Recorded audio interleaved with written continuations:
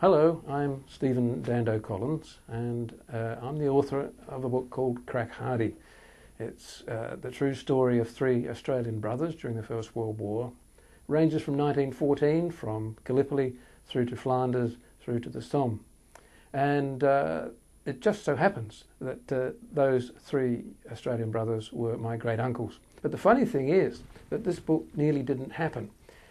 It was 20 years in the making. And it started in 1991 when somebody was knocking down a woodshed, as you do in an Australian country town, and they found all these letters and diaries underneath the wire netting. And the lady of the house said, you know, my cousin Craig Searle might be interested in these. So she sent them to him. Now Craig, who was my cousin, is a school teacher, and of course he was very interested. So he documented all these letters and diaries. And another diary turned up a year later. And it was the story told by Viv and Ray and Ned Searle of their experience during the First World War. Unfortunately, sadly, one of the Searle brothers died on Gallipoli. He was in the first wave on April 25th, 1915. He fought at Lone Pine. He was involved in some of the grimmest fighting.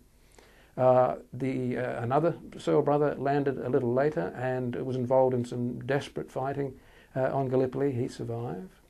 A third brother was killed in Flanders, and the final Searle brother lasted through to the Somme, captured a German machine gun post single-handedly, and won a medal and came home a decorated hero.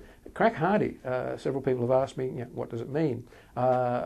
People of a later generation or two still use those words. It was actually a term that was frequently used in the trenches by Australian and New Zealand troops during the First World War. It means grin and bear it, crack on, put on a smile, and we'll battle through. In the book there are some interesting photographs, but to me the most interesting photograph is a photograph of a dozen, I think 15, German soldiers behind their machine guns. And this was the very unit that Ned Searle attacked single-handedly. He killed 4 of them and captured the remainder.